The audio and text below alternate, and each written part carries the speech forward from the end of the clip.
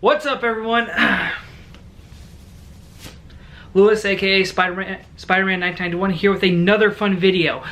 If you're a longtime viewer of my channel, then you know that Spider-Man is my favorite Marvel hero. With the release of Spider-Man Far From Home, I decided it was time to rewatch all 7 prior Spider-Man films and finally make my list of which is the worst to best. This list does not include Civil War, Infinity War, and Endgame like some lists online do because, well, even though Spidey appears in them, he's not really necessary to the overall plot of those movies, so I decided not to include them, even though I love them.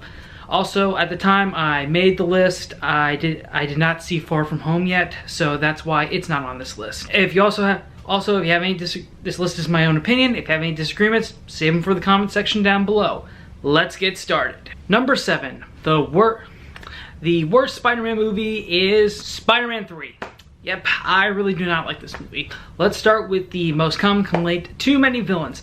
Obviously, Sam Raimi tried to please everyone with the inclusion of 3 villains. He clearly wanted to do Sandman, but of course the studio kept pushing for Harry Osborn to be the new Goblin as soon as possible, as well as including Venom. If they had just kept the black costume for the entirety of the movie, not included Venom at all, have Eddie Brock make an appearance, but not have him turn into Venom until like maybe a post-credit scene, that could have worked. Also, Harry's whole amnesia, starting off the movie by showing Harry in full becoming the Green Goblin, felt definitely rushed. And if they had waited and done the battle like maybe halfway through the movie, then have him recover all his memories towards the end, right before Spider-Man's big climactic bout with the Sandman, that could have been a way stronger ending and a definitely better lead-in for the next Spider-Man movie. Unfortunately though, rushing story arcs is, I think, a flaw of a lot of comic book movies, or at least those outside of the MCU, because every single studio just wants to get to that big moment that they don't want to have any build up to it, and that really reflects huge in this movie. Also, the way the last movie ended, Peter and Mary Jane were in a very happy place. They were finally together, but now this movie just creates drama between them for really no reason at all. I mean, it just seems like the biggest solution to all of their problems is just they need to talk to each other, and of course it just didn't work on so many levels. And also, I'm pretty sure that they were definitely headed towards marriage in the film series, but at the time I'm pretty sure the writers had to delay the engagement because of a story arc that was going on in the comics one more day, and they wanted to wait till that was resolved until they could figure out what to do. The only good thing about Spider-Man 3 that I genuinely truly enjoyed was the Stan Lee cameo. That is my favorite. When Peter's on the street, he looks at a message congratulating Spider-Man, and Stan Lee says, "It's true what they say, one man can make a difference." Enough said. That is my favorite, one of my favorite Stan Lee cameos, and that is the only good thing I will ever say about this movie. Second to last place, we have Amazing Spider-Man 2. Okay, some people say that, again, it suffers from too many villains. Not necessarily, because I see this movie as just having 2 villains, because Rhino, I don't think he really counts because he's just really more of a bookend villain. Like, he's there at the beginning to show us why Peter is late for graduation, and then at the end of the movie to kind of like hint at the Sinister Six. But let's talk about the villains that were probably not that great. First off, we have Electro. Jamie Foxx's portrayal of Electro has been voted as one of the worst comic book villains seen on screen. And I generally did not like this character at all. There is just no reason.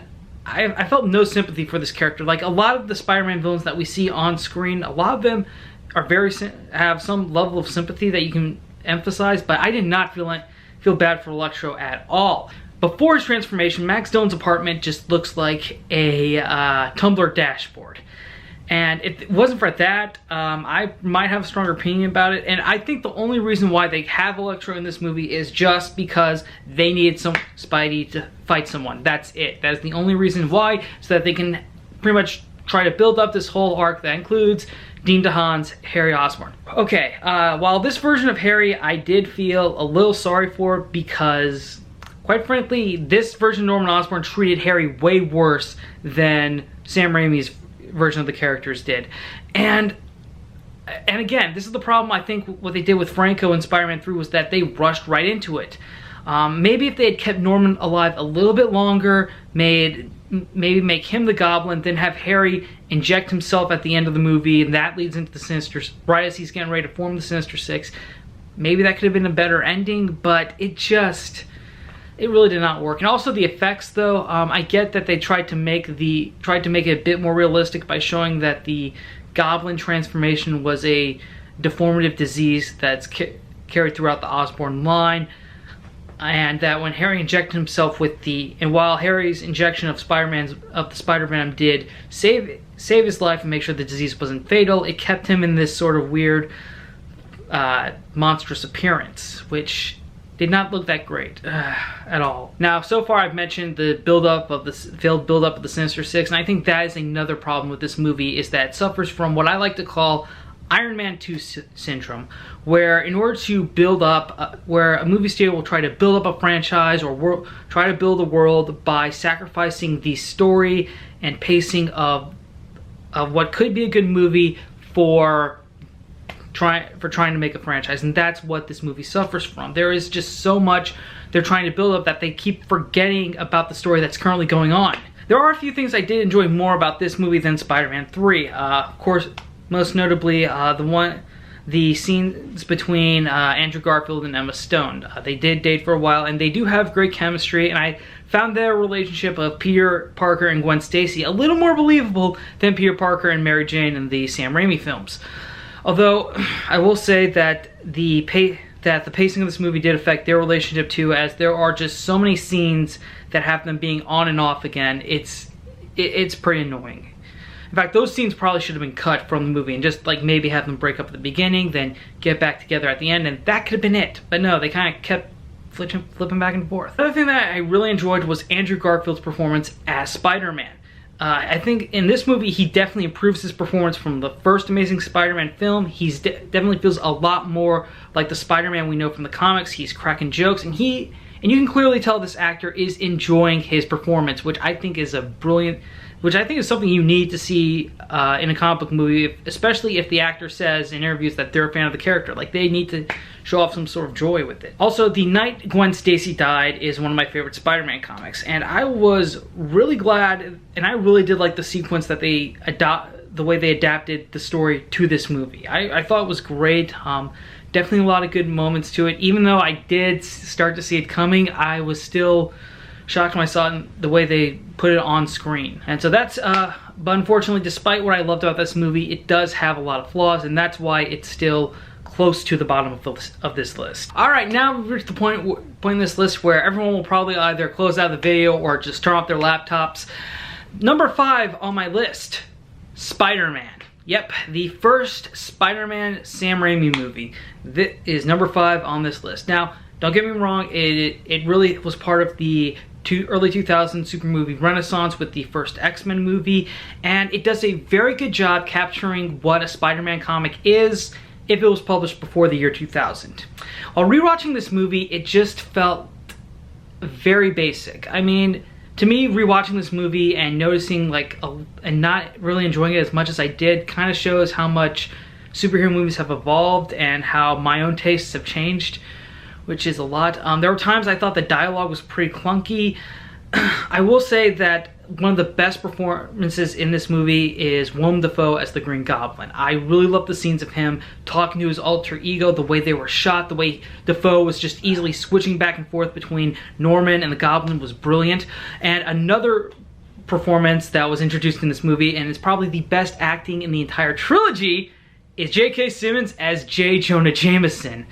Yeah, every Spider-Man, and I can tell that after this movie, every single Spider-Man TV show and I don't say movies because after the Sam Raimi movies, we do not see J. Jonah Jameson in any of the other movies, but we do see a lot of Spider-Man TV shows trying to replicate Simmons' performance as Jameson. And that basically shows how much of an impact this movie had when it first came out, and how Simmons left an impression in everyone's minds about how J. Jonah Jameson should be. In fact, every time I still read the comics, I always hear J.K. Simmons' voice whenever I read Jonah's dialogue. But yeah, while I did enjoy this movie a lot when I was younger, now it's just something that I would pass up for something else. Number 4 on my list, Amazing Spider-Man. Yep, I like this one better than the first Spider-Man movie.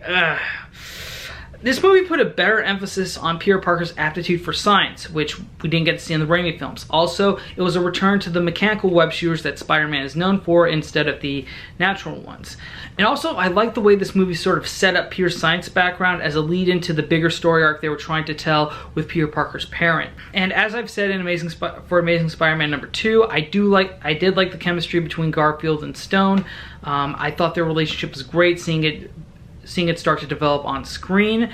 And also, I did love Dennis Leary as Captain George Stacy, especially the way that they decide to go ahead and adapt the death of Captain Stacy on screen so early.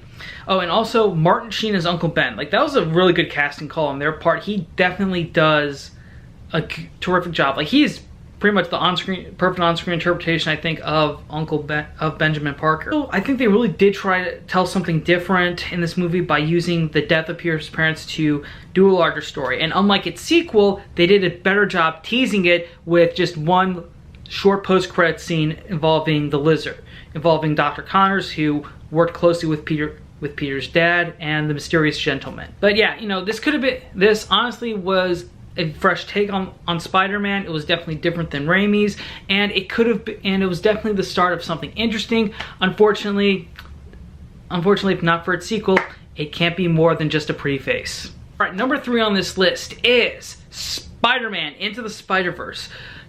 Now, this is the only movie where I think Miles Morales is the main character instead of Peter Parker, and I think that is a fantastic change of pace. Miles' story is very interesting. It's something I've loved seeing over the years in the comics, and I'm impressed how they managed to adapt Miles' origin and the crossover with Ultimate Marvel Spider-Man while wrapping it up into one adaptation for SpiderVerse. I mean, this movie was really brilliantly written, well shot, it's great, and every cast member that had a role in this movie was very talented and their own unique voice, which is great. I didn't feel like I was watching a repeat performance between characters. Like, everyone was unique, and it was brilliant. Brilliant. Of course, my favorite casting choice was Nick Cage as Spider-Man Noir. That was just the perfect part of that. That was just the icing on the cake for me with this movie. And it does an excellent job using meta references to make this a love letter to the entire Spider-Man franchise. Why? Okay, and I'm saying why I love this movie so much, so why is it only number 3, not number 1? Well, rewatchability did factor a lot into the placement of this list. And I do love this movie a lot, I really do, but I've watched it a lot over the last, it's been out it was released in December, and it's been about 6 months now, and I've watched it a lot. And just recently watching it again, I still loved it, but it just felt like a lot of the things that took me by surprise didn't have as much value anymore. So it's one of those movies that I do love, but I think I'm gonna have to not watch it a lot, you know, in order to save its value in a way. But still, Into the Spider-Verse is a very fantastic film. It got a lot of buzz, a lot of positive feedback, and I hope that in its sequel, though, we do get to see more of Miles, Before I get into the last 2 movies, I just want to point out that this was a very hard call for the next 2, because these were 2 Spider-Man movies that I really loved. I had a lot of hard time debating it. I spoke with some friends about, like, which one do I think is better, and then, well, before I ultimately decided on the order. So this was a very close call. Number 2 is Spider-Man 2, or 2.1, which is the director's cut. When I decided to do the marathon, I bought a lot of the movies on their Blu-ray version, so I watched them all in one format. And the Spider-Man, and luckily this copy of Spider-Man 2 I had also had Spider-Man 2.1, so I decided to watch the director's cut again. And if you can watch the director's cut, which is known as 2.1, I say do that over the theatrical release. Alfred Molina's performance as Dr. Octopus is easily the best of the Sam Raimi villains. He's a very sympathetic character in the beginning, and once he becomes a villain, you start to emphasize with Peter about how hard it is that, because Peter at the beginning of the movie, Dr. Octavius is his idol, and watching him go from brilliant scientist to bank robbing supervillain is obviously very hard on him. And then when you see him at the beginning where he's this happy man, brilliant, with a loving wife, and then he loses everything, you do feel sorry for him, which is very, very fantastic thing for a movie. And also, when you have your villain being a sympathetic character, but also someone that you know has to be stopped, to me, that is a great villain, and that is something that Sam Raimi did right. Another favorite element of mine that I think really that I love this movie so much for is how it handled used Peter's power loss as a way for him to process all of the stress he has in his life. Now, at the beginning of the movie, it's clear that Peter's taking his responsibilities as Spider-Man very seriously. But unfortunately, taking this responsibility on is starting to take its toll on Peter Parker's personal life. He's missing all his classes. He gets fired from one of his part-time jobs. He can't be with the girl he loves because he's worried about putting her in danger. And ultimately, all of this stress comes out in him losing his powers. Once Peter starts to realize, he's losing his powers, he thinks, I'm Spider-Man no more. Gets rid of his costume and just goes back to being Peter Parker full time, starts to get a handle on everything in his life, and starts to feel a little bit better. Also, the shot of Peter throwing his costume away and walking away from the trash can is a direct homage to Amazing Spider-Man number 50, which is one of the best Spidey comics ever, and I love how they shot it to look exactly like the splash page from the comics. And I also love the power loss arc because recently I did have a big project at work, and at the same time I had midterm for school, and I just felt very stressed out thinking I needed a break and a vacation real soon. And rewatching this movie kind of once again made me realize that, yeah, everyone has stress, and it's good to take a step back from some things in order to get a handle on other things. I.e., Peter needs to stop being Spider-Man for a bit so that he can get his own personal life in order. And I think that's kind of what the message is with Peter's power loss, is that yes, everyone has responsibilities, but when the responsibilities become too much, you need to cut back a little. And as much as I love this movie for its story, the way it was shot, its villain, the reason why is because it's not number one is, and this is going to be the part that which again, anyone left watching this video is going to close out, I'm not the biggest fan of Tobey Maguire's Spider-Man. Okay, his performance is basically the same in all three movies. There are times where he is pretty whiny, and out of costume he is a great Peter Parker if you want to keep Peter Parker as an awkward nerd for his whole entire life. But in costume, though, he is very stiff and boring. I mean, in the comics, Spider-Man has he's making jokes, he's making cool one-liners, and you see that in the performances of Andrew Garfield and Tom Holland, but with Tobey Maguire, I think he only maybe made like 2 one-liners in just the first Spider-Man movie. And while Sam Raimi does an excellent job getting the everyman part of Spider-Man right, everything else is just not that great. And ultimately though, my lack of enjoyment from Maguire's performance is what keeps Spider-Man 2 at number 2 on this list. Alright, if you're keeping track at home, there is only one spot left, my number 1 Spider-Man movie, and if you have a list going down eliminating which ones I already talked about, then you know the answer is SpiderMan Homecoming. Alright, Tom Holland is definitely my favorite live-action Spider-Man. He is the right balance of awkwardness out of costume and energetic in costume. Also, leading up to this movie, he posted a lot of stuff on his own Instagram account where he showed off how he was preparing for the role, doing a bunch of acrobatic stuff so he could do some stunts himself. Most notably, the Spidey flip.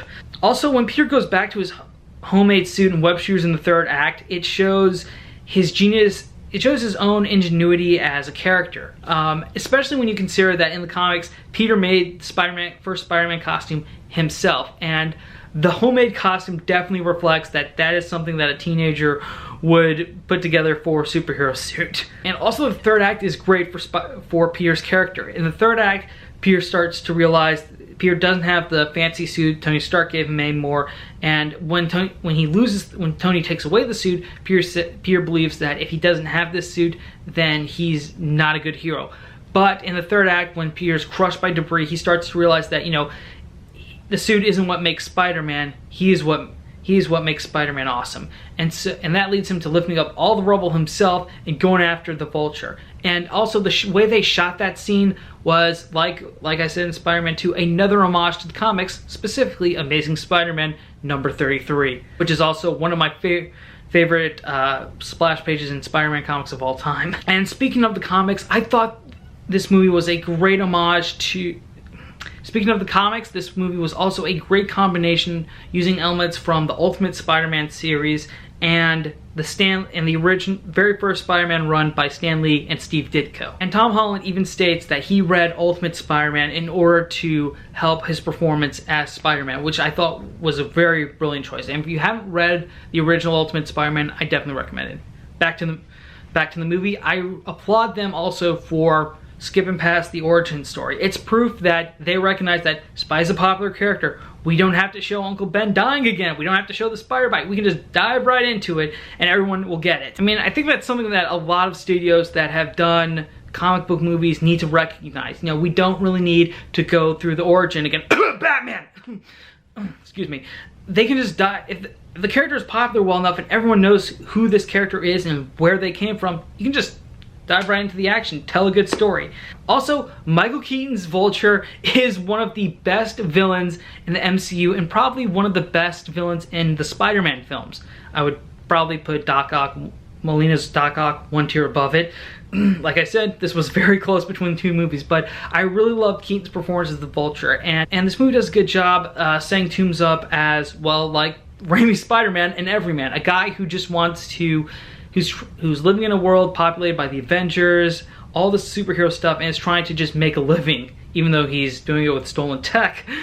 Nevertheless, that's what he comes off as. And to me, Keaton's acting really shines in the sequence leading up to where Toomes slowly realizes that Peter is Spider-Man, which is followed by a very tense conversation between the two, and is probably the best scene shared by Keaton and Holland.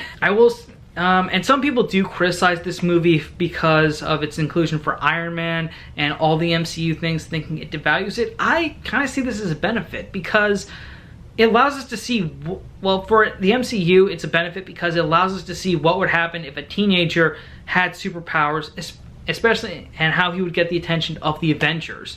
And for Spider-Man, he was a teenager in the comics when he first appeared.